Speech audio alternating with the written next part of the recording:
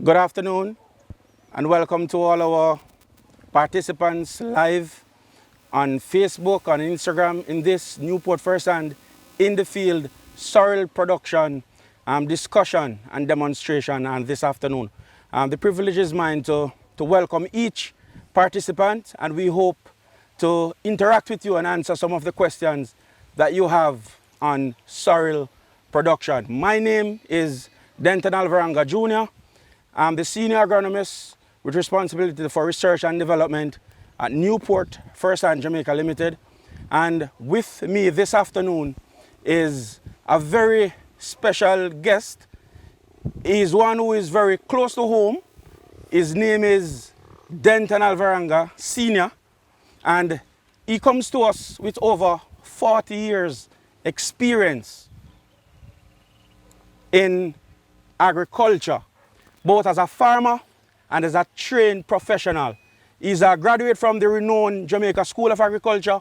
He would have done additional formal training in Hungary, Sweden, and Trinidad and Tobago. So he comes to us with a wealth of knowledge on sorrel production.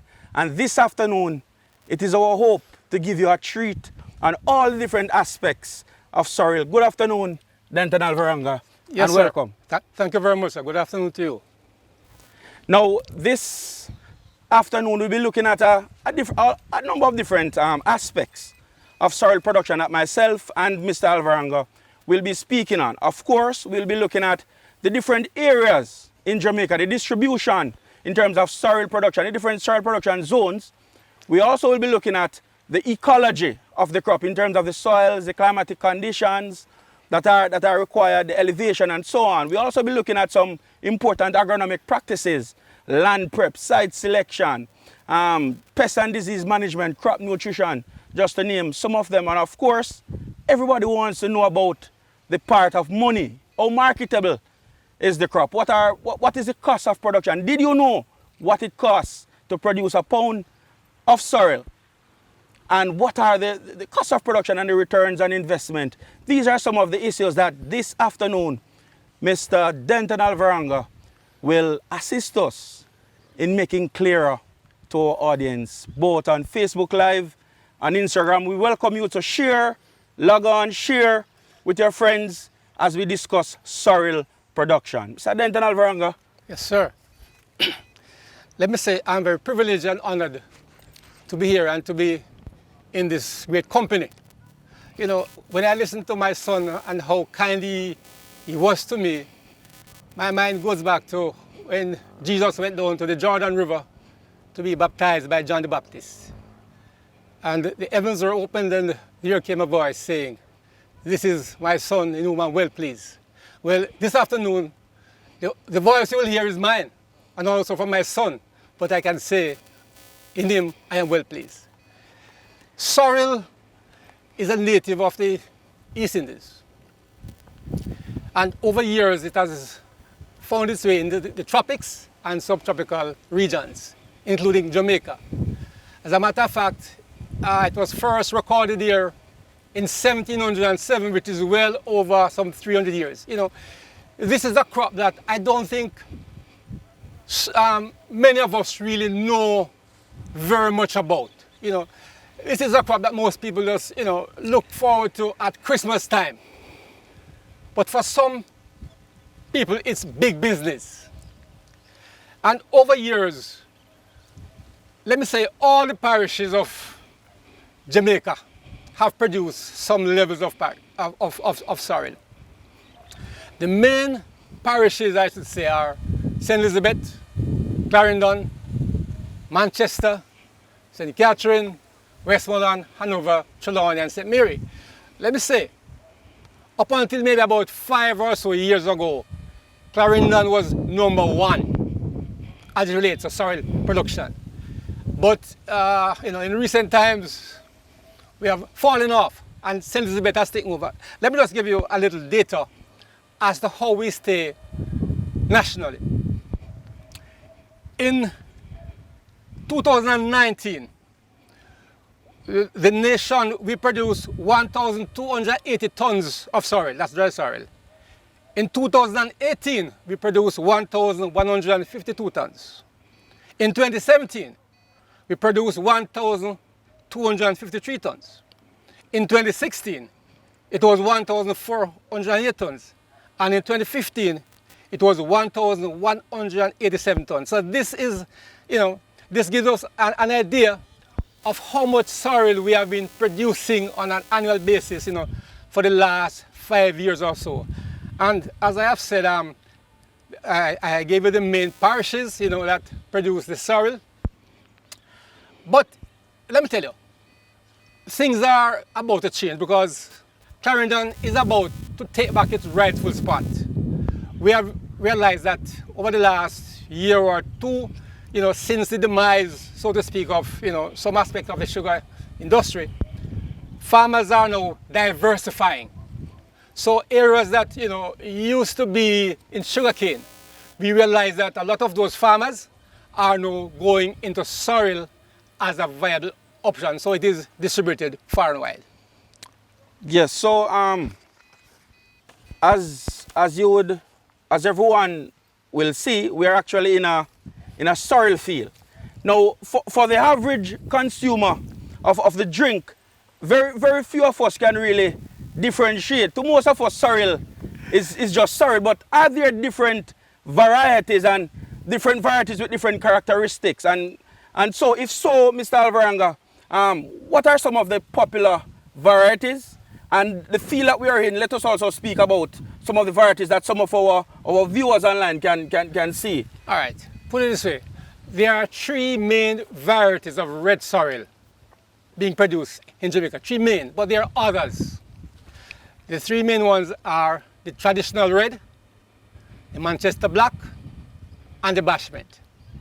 Let me say here, these are 2 petals of the traditional red sorrel. Traditional red. If you look at it, their seed, when it's mature, the seed is green. It still remains green. So once you look at that, you know that you're looking at the traditional red sorrel, right? This plant here, it's tall, just under 2 meters tall, sprawling. The calyx, pretty thin. Let me say this is the lightest of all 3 varieties. Lightest. If you should reap a bucket of this and de-seed it, it will be weighing about 5 pounds. About 5 pounds. And this variety responds to day length in that it flowers when we have less than 11 hours of sunshine or less. It flowers. So it basically comes into the Christmas season, November, December, January. That's the red sorrel. This here, this variety here is the bashment. Now, I should say to you that the red sorrel is the 2nd largest variety. These bulbs here are the 2nd largest. This is the bashment.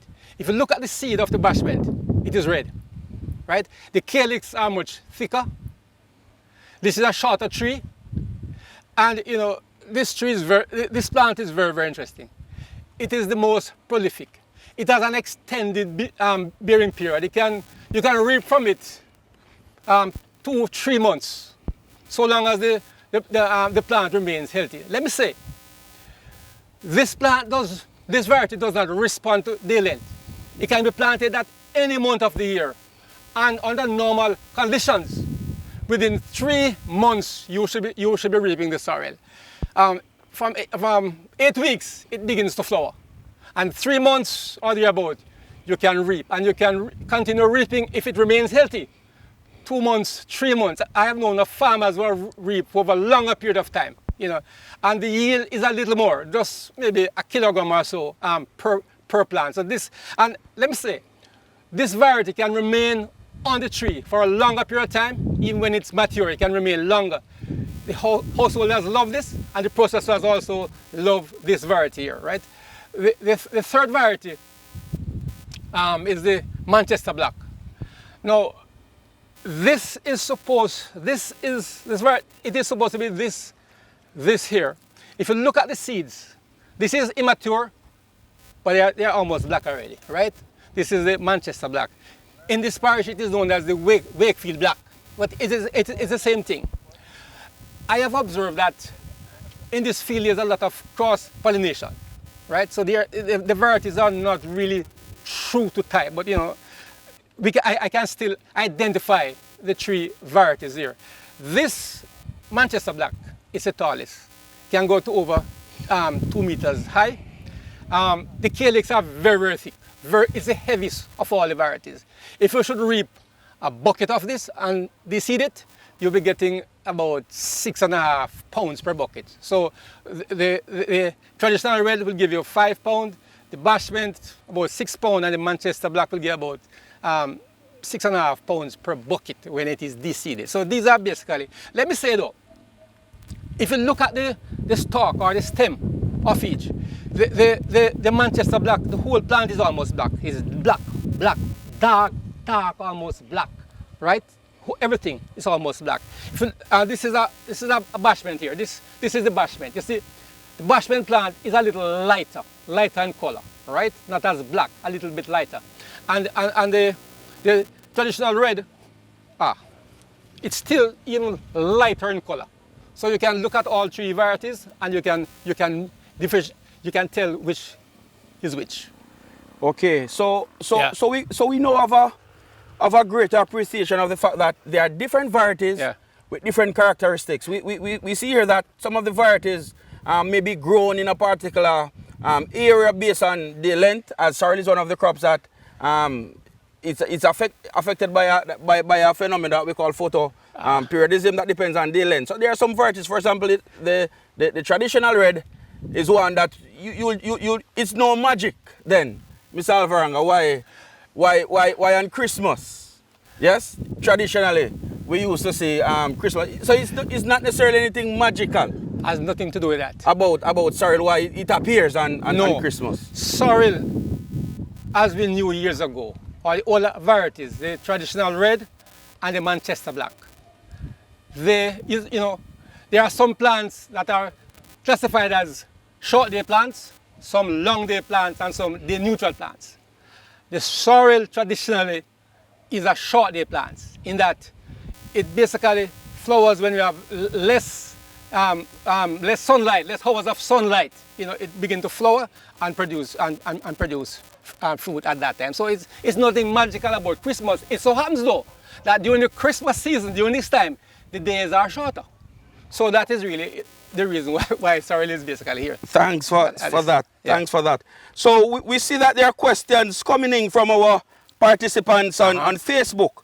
There's one question that speaks about, is there a faster way to remove the seeds? But that question we will answer as we develop the discussion, because we'll have a segment that deals with harvesting and the removal of seeds. So we will speak to that question, but we encourage you to continue to place your questions online, and we will, myself and our guest, Mr. Alvaranga, will try to attend to those. Now, the second segment that we want to look at, what are the conditions? We're looking at the ecology, the conditions, yes, that supports, what are the ideal conditions that supports sorrel growth and production? Let us look at some of the conditions, whether it's climatic, the rainfall conditions.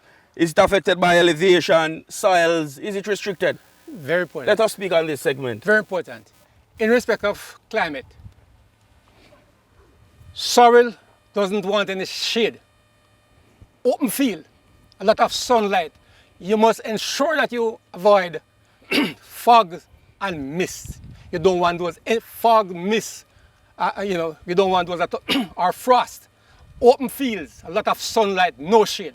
Sorrel does best under those conditions. In respect of rainfall, sorrel can withstand certain amount of moisture stress, so to speak. But best it requires about between 1,500 to 2,000 mm annually, evenly distributed throughout the life of the plant. So sorrel, yes, it requires rainfall. However, I think we'll touch this later on. It doesn't want any water settling at its root. If it settles here for any time, we are in very, very serious trouble. Yes. Elevation, is it restricted by, does it do better on the plains or?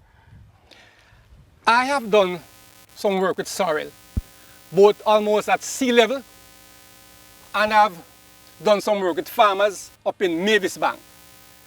And sorrel does very well from sea level to just under 1,000 meters. It has done very, very well. I did some work there in 2004, 2005 in Mavis Bank, and the results were outstanding. So sorrel does very well, a wide range of elevation, from almost sea level until just over 1,000 meters. Yeah. So there's a question here that we have from a participant. They're asking, can the Manchester Black be grown in St. Elizabeth? Hi.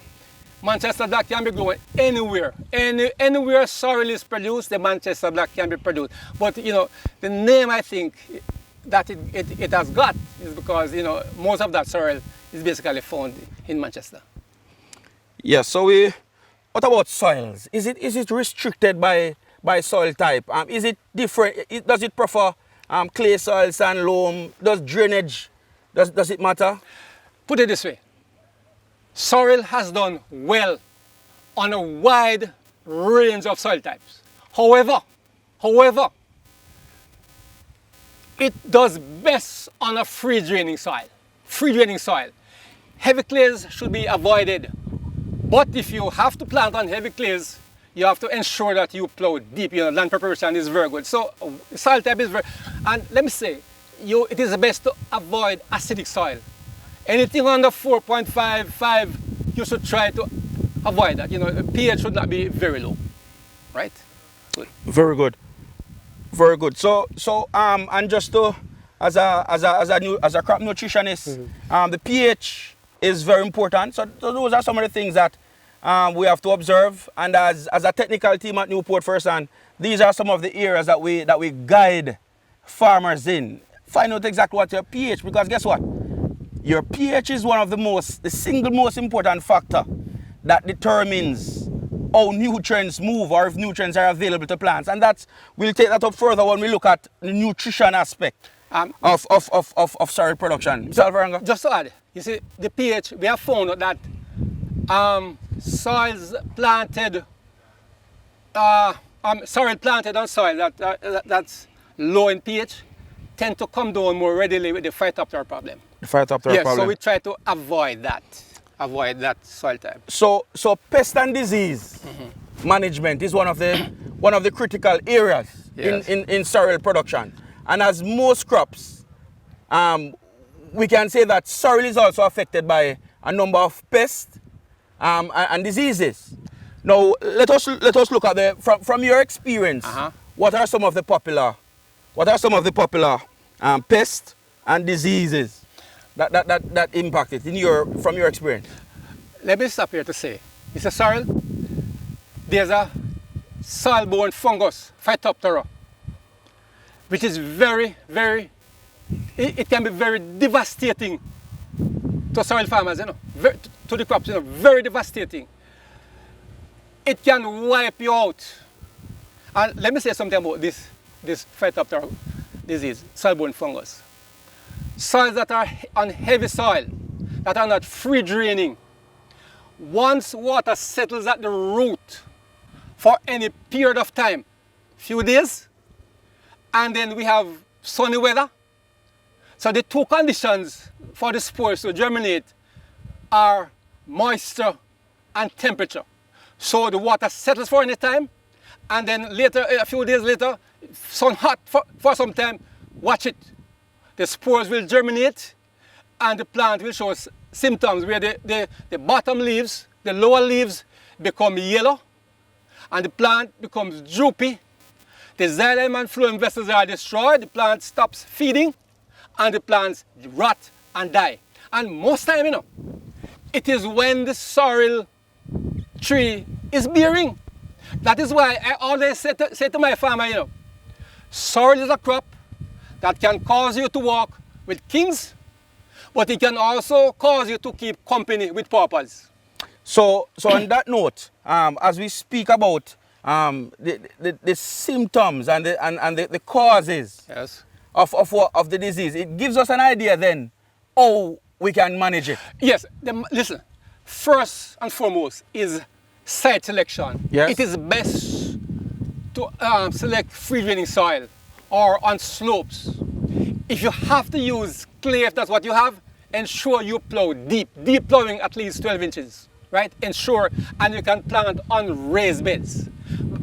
I don't know of any fungicide, any chemical.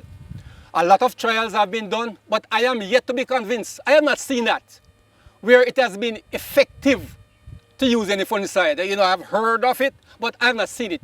And I have been a practitioner for a number of years, a soil farmer and an officer who has dealt with them. There are other pest problems though. But just before we leave the Phytophthora, let us look. So basically, the method of control of a Phytophthora, which is a soil-borne fungus, it is one which requires integrated pest management. That's correct. Yes, so it includes cultural, as you mentioned, site selection, critical. The land preparation, and other practices such as raised beds. Raised beds, very important. And it speaks also to drainage. That's correct. So in areas where you will have water settling for any period, from the outset, from land preparation, it is important to ensure that you construct what? That you construct, your drains are important. So the management really of the Phytophthora root rot in Sorrel is really is an integrated approach. It requires different aspects. And as you mentioned before, why it's so difficult for chemicals to reverse the condition is that, guess what?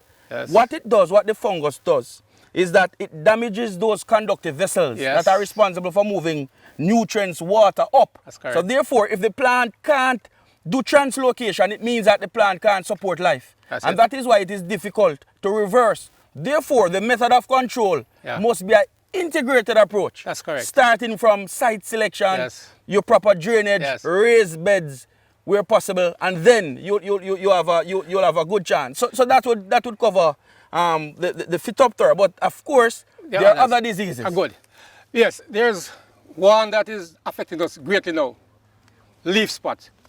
This is a fungal problem. Cercospora leaf spot, we call it frog eye, right? Cercospora leaf spot, where this is basically when you have heavy rainfall, like what we had recently, heavy rainfall, you know, your plant will come down with these spores here, with this fungus. But let me say, this again depends to a large degree on your cultural practices. To control this, proper spacing is critical, because, you know, we recommend that you plant soil, you know, 3 by 3, 3 foot by 3 foot. So once the spacing is there, and air can pass through, can, you know, blow through, can pass through, it will dry off the moisture. So to me, the most effective management tool or practice is to ensure that the spacing is right. The spacing is right, so air can dry off the moisture, and that goes a long way in controlling your Cercospora leaf spot. But you can also, if you want. So thanks. And that is why at Newport First Hand, part of our duty is to continuously introduce technologies to farmers to ensure that we equip them with the tools to counter some of these challenges that they face. Now, one of the fungicides that Newport First Hand has introduced this year is one that we call Eradicate, and it's a specialist for leaf spots. Similar crops that are affected by leaf spots, banana, black and yellow sigatoka, some of the popular ones, and leaf spot, the Cercospora leaf spot, is also one of those fungal groups that the Eradicate, this product I'm holding in mind, Eradicate, that's the name of it. It's a combination of 2 different active ingredients, 2 popular active ingredients, Eradicate, and it would be, if someone is growing sorrel, you have Cercospora leaf spot issues, this is a member that you can use as a part of your integrated pest management. As Mr. Alvaranga spoke earlier about the density, field density, other practices, this is a component that you can use. This is another tool that you can have in your toolbox for the control of the leaf spot, Cercospora leaf spot in sorrel. Sir, just to mention, there are 3 others that we must take note of. Yes. This year, more than ever, I saw some severe worm damage, armyworms. Did a whole lot of damage to the plants, the leaves, not the fruits, right? A lot of damage. So worms were very active. And also slugs. Slug was very active. But I realized that if your weed management practice is good, you have less problems with the worms and also less problems with the slug. But this year, you know, there was so much rainfall that it was a bit difficult to really manage or to control your weed as such. So the worm problem this year in particular was very severe, the worms and the slug. And believe thou me, I visited a field just about 2 weeks ago where that farmer should be reaping some soil for Christmas, and there was nothing left. All the leaves were gone. There was nothing left. And so these are some of the pests. Also, on that note, as I mentioned before, a part of Newport First Hand's mandate is to continuously provide excellent options, yes, to deal with challenges. Now, our first registered insecticide is known as First Strike, and it is designed, its active ingredient is indoxacarb, and it's the major pest that it is designed to control is basically all those from the worm, the loopers, the Lepidoptera class of insects. So the armyworm, which is the one that can defoliate the sorrel plant completely, as Mr. Alvaranga spoke of, the First Strike is an insecticide from Newport First Hand that is an excellent tool to assist in that. Now, as we continue to monitor the questions from our participants on our Facebook and Instagram Live, there are a few questions here, Mr. Alvaranga. Yes, sir. Now, there's one question that, how can I increase the size of my sorrel buds? How can I increase the size of my sorrel buds? That's one of the questions. And I could take that one. Sure. Now, sorrel is a crop that responds, it's one of those crops that responds very well to fertilizer application. True. Therefore, a balanced, a comprehensive nutrient management program, and I will speak a little when I touch on nutrition. So the size of the buds is directly related to the quality of your nutrient management program. Now, another question that is asked, how do I check the soil pH? Now, the soil pH is checked by conducting a soil analysis. Now, and as a part of the technical service that we offer, when our technical agronomists or technical sales consultants come to your farm, is that we have the ability to do a on-site, on-field pH test to tell you exactly what's the pH of your soil, that is, how alkaline it is or how acidic, and treat accordingly. Because as I mentioned before, this is one of the aspects that impacts how plants uptake nutrients. So yes, we continue to ask you to, now we are getting another question. It's saying, why are sorrel leaves turning yellow? What are some of the reasons that cause the sorrel leaves to turn yellow? So I can suspect it can be a number of issues. One, it can be nutrient deficiency. For example, where nitrogen is deficient, you see a lot of all the leaves becoming yellow. Now, where iron is deficient, and iron is one of the nutrients that is very widely deficient across our country, and it shows very easily. Sorrel is one of the crops that is very susceptible to iron deficiency. And what it does, it causes yellowing, and this yellowing can be seen mostly in the upper leaves. So one of the reasons that could be causing the leaves to become yellow, it could be a nutrient deficiency. That's one.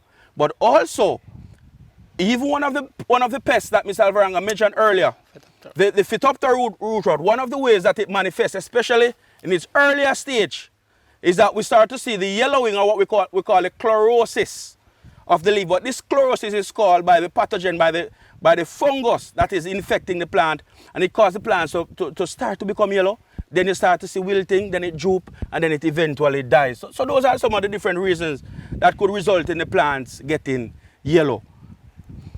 So we do an overview. So we say that some of the fungal diseases, we talk about the Phytophthora root rot, the Cercospora leaf spot. Yeah, two more now. We spoke about the mildew. Did we speak about the mildew? No, the mildew. Yes, the mildew is another disease. Powdery mildew. Go ahead. Yeah, man. Powdery mildew.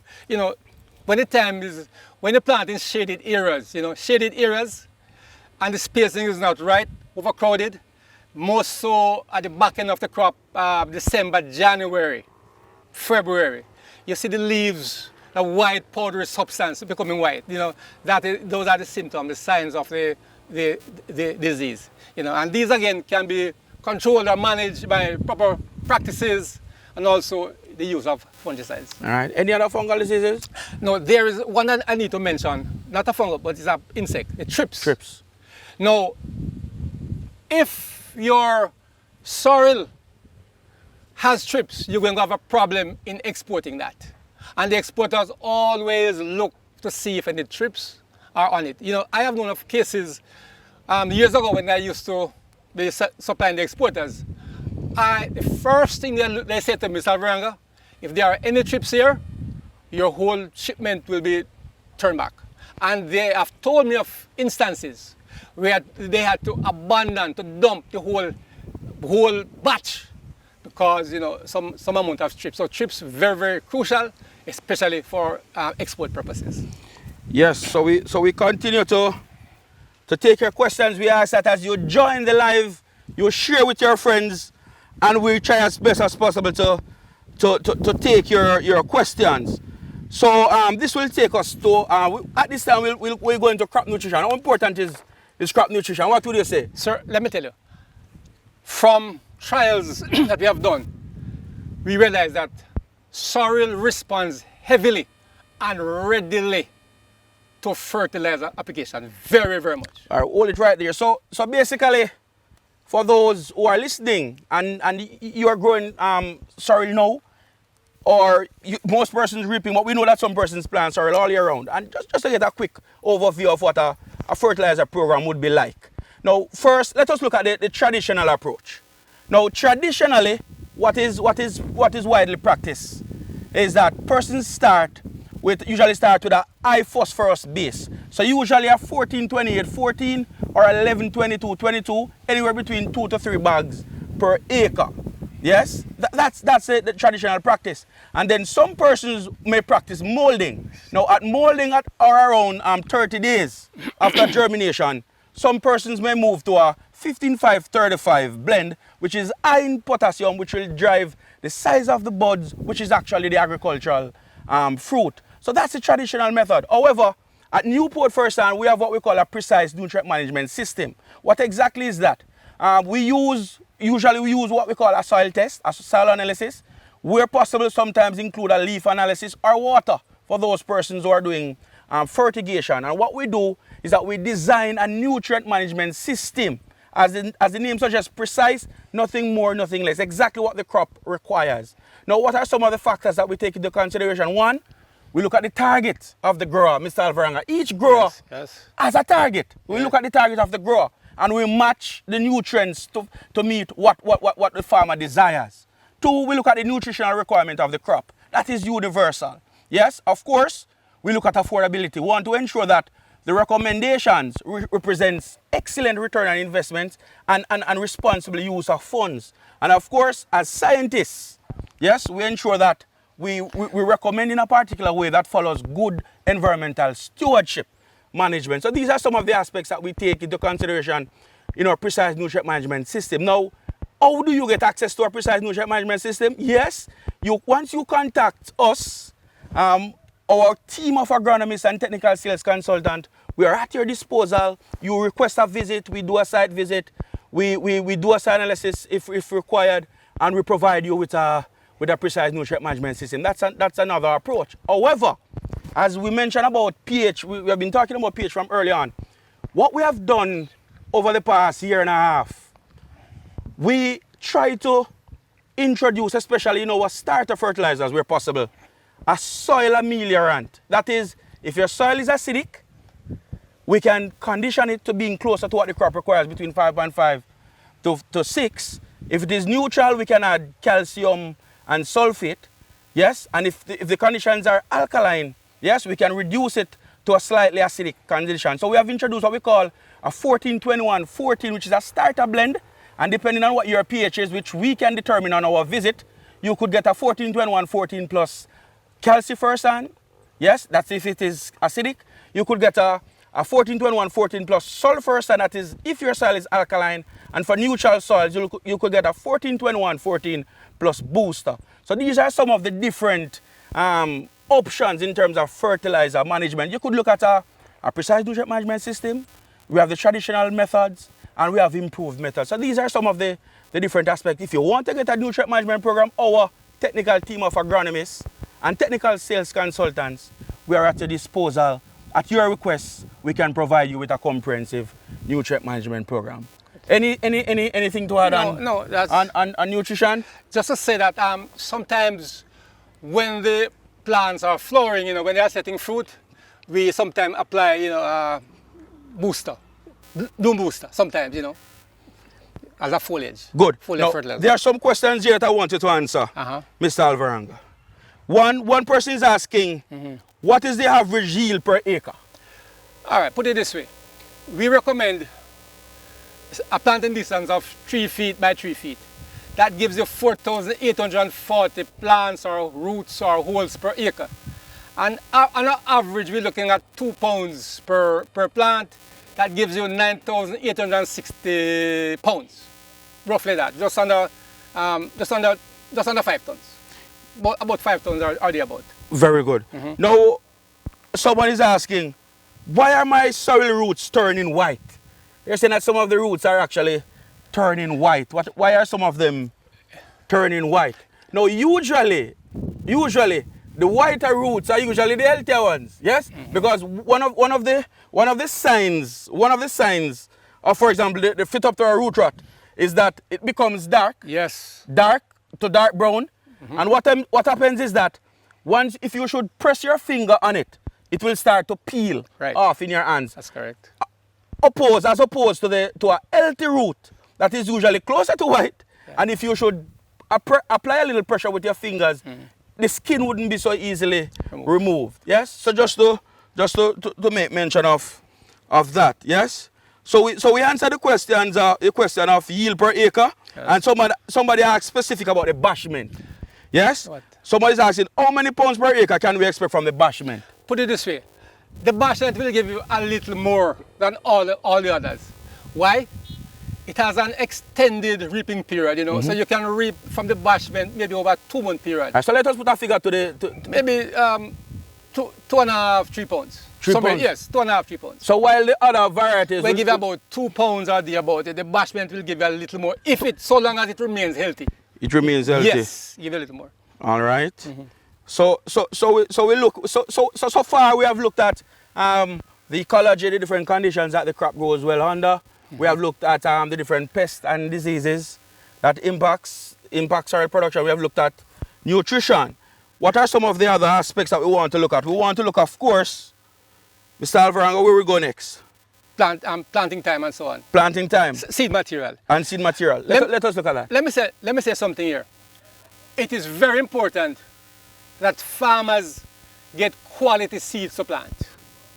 Right now, most of the cultivars that we have, you know, they are not really true to type anymore. You know, some they are all mixed up, cross-pollinate and so on. So really, but it is important, and you must know who you are getting your seeds from, because it is not every sorrel seed or all sorrel seeds are good for planting. The stage of maturity is very important. You must ensure that any seed you're going to use for planting must reach physiological maturity. It must reach the end. It can't go any further, right? To ensure that they will germinate. But there are problems with germination with sorrel sometimes. What is known as hard seediness, where the sorrel seed can remain dormant in the soil, even for a year, you know. Can remain dormant in the soil, because, you know, the two conditions for germination are moisture and temperature. Because the sorrel seed has a substance, sometimes pectin, which prevents the seed from actually absorbing any moisture. So it will remain dormant there until the conditions are right, and then they will germinate. Good. So the time of planting? Time of planting, good. For the traditional red sorrel, that normally comes in Christmas, we plant any time from April, from May to August, thereabout. You don't plant earlier, the tree will become so big, and, you know, and that will probably affect less yield and so on. So from any time from May to August, right? The Manchester Black, June, July, up to August, right? No later. And the bashment year round, any month for the bashment is good enough.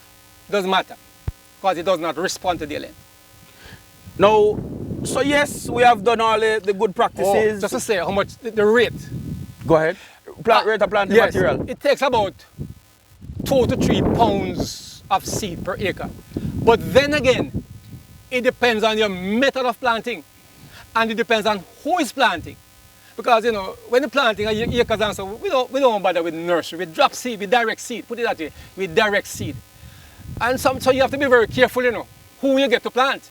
Because if you employ somebody by the day and he's not careful, you can just throw a handful, you know, And they might take all 10 quarts, you know, so really, but normally it's about 2 to 3 pounds or quarts per acre. Of seed to plant, right. to plant an acre. Yeah, man. Yes. Now, as you can see here, we are in a established sorrel field that is close to harvesting. Yes. Yes? Yes. Now, one of the most difficult aspects Yes. of sorrel production, yes, and as we will go through in the cost of production, Yeah. is harvesting. True. Yes? But someone may ask, how do this field is almost ready for harvesting in a couple of weeks. Some already can be harvested, yes? But how is sorrel harvested? What mechanism? What are the different mechanisms that are available to farmers? Put it this way. As far as I know, the bulbs, they are removed by hand. Still manual, by hand. I don't know of any machine that has been invented to remove these sorrel, these bulbs from the plants, right? So some farmers use the clipper, secateur, or some might use a sharp knife, and you know, then they just cut off the individual bulb here, remove it, you know. So that is basically the method. Some use a scissors or a secateur or a sharp knife to remove it. You mean from the plant? And once you do that now, most farmers or small farmers who are in the field, they use the umbrella vane to de-seed it, right? That's the traditional way, right? However, in recent times, things have changed, because I know that a few persons have developed what is known as a sorrel harvesting machine. It's not really a sorrel harvesting machine. It's a de-seeding machine. And these machines have the capacity to de-seed between 1,000 to 2,000 pounds per day. So, I mean, technology has come, and these machines are here for rent or for sale or whatever, but help us come. But most farmers still have depend on the umbrella vane. Let me say, a farmer tells me he can de-seed 120 pounds with his umbrella per day. That's what he tells me. He can do that per day. But the cost of harvesting is extremely high, very, very high. And let me say 80% of all labor costs to produce a sorrel it goes into harvesting. Which takes us to our next segment, which is cost of production, because of course farming is a business. Yep. And I'm sure many persons most of our participants who are online, they're wondering in their minds, they're already doing some maths, but I want you to assist most of us this afternoon by looking at the cost of production. What exactly does it cost? What does it cost to produce a pound of sorrel? And what does that represent in terms of return on investment? So let us first look at the cost of production. All right, good. This is very important, you know, because farming is a business, not a hobby. Farming can make you or it can break you. So sorrel can do the same thing too. So let me I want to give you two different costs of production. One at 100, where you get $100 a pound, and the other was going now at $200 a pound. Farm gate price. Farm gate price, right?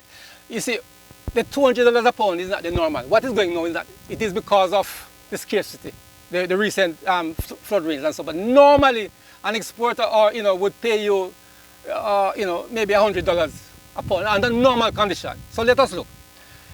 When sorrel, when you're getting $100 a pound, those who reap it, you pay them by the pound also. You don't pay by the day. Don't make that mistake. If you make that mistake and pay by the day, you'll be in serious problems. So you pay $40 a pound. And let me give you some of the costs of production. The labor costs. We work it out. That's land clearing, plowing, planting, weeding, fertilizing, spraying, and miscellaneous costs. The labor costs per acre, we estimate it to $82,500. In terms of reaping, we say that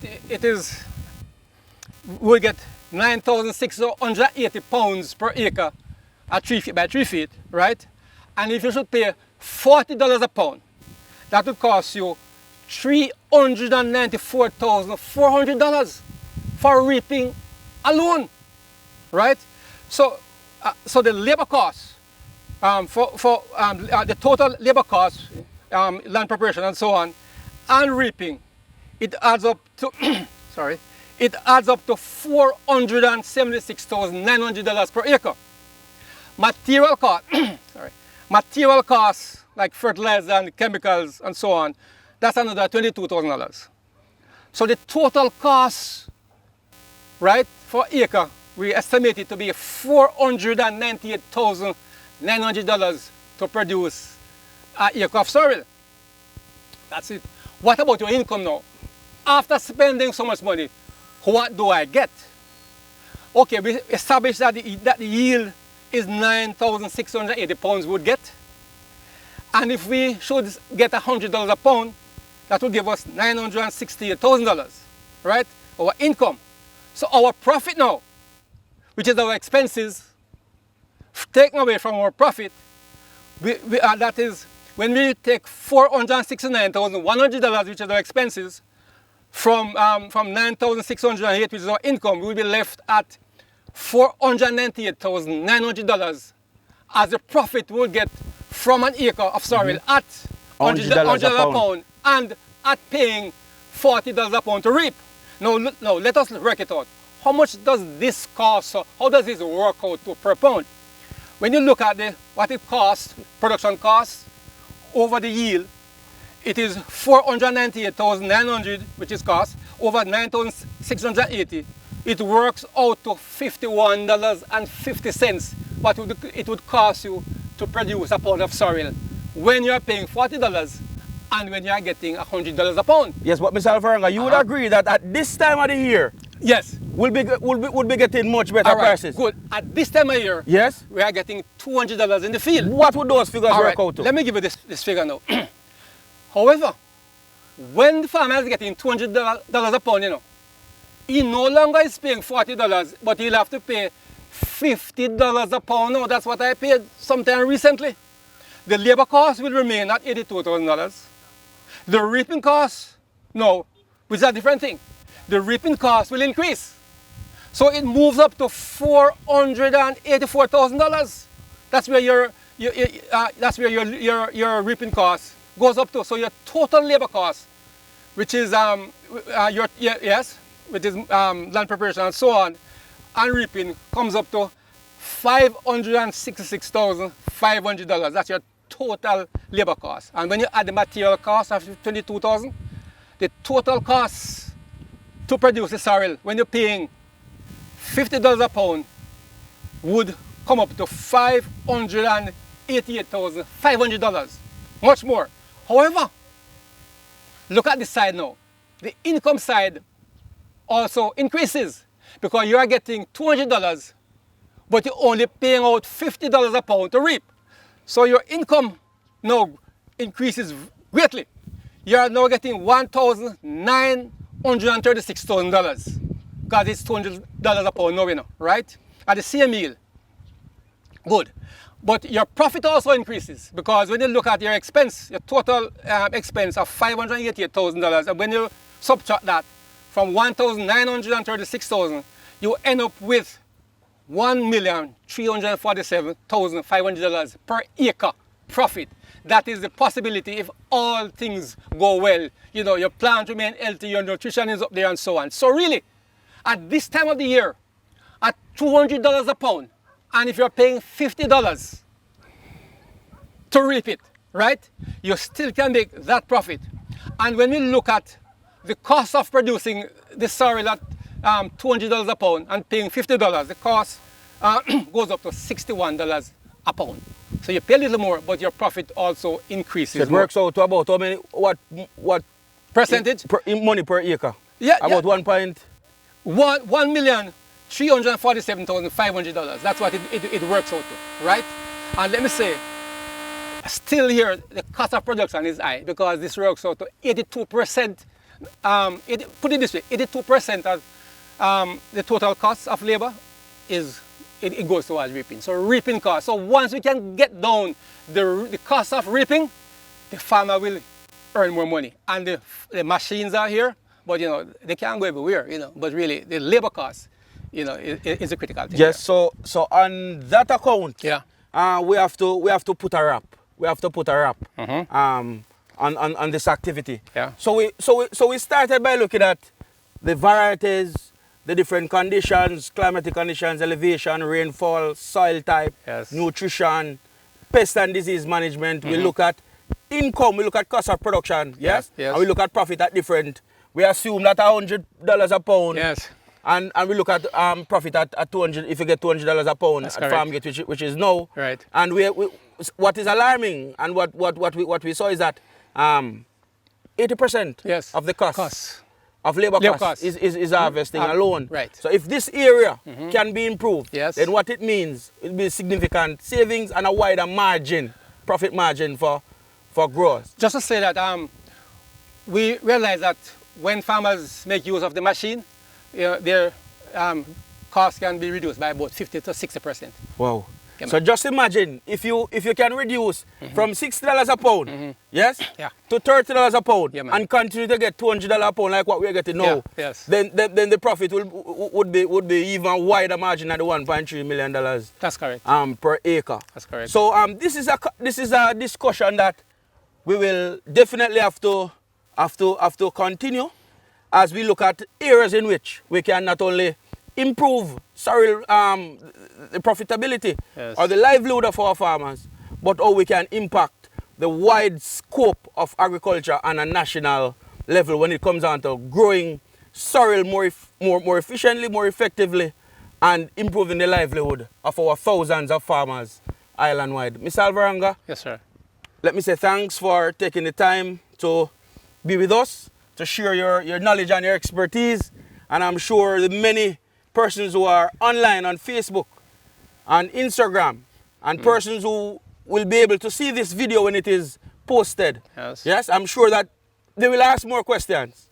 Yes, and at Newport First and our technical team, our sales and technical team as a company is here to assist you, to equip you with the necessary tools that are required to ensure that farmers find their wealth in the soil. So until then, please remember to always visit our social media platform, our website, which is newportfirstandja.com.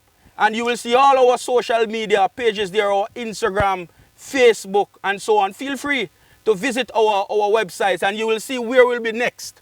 Our next live activity, we will advertise it there as we encourage you to like our page, follow us, follow our team at Newport First Hand as we continue to educate, to encourage, to motivate, and to teach. Mr. Alvaranga, Yes, sir. thank you for sharing with us, and to our viewers, our listeners, our participants, thanks for sharing, thanks for your questions, and our team is at your disposal for any technical support on these matters. Thank you. Until then, see you soon. Thank you, sir. Good.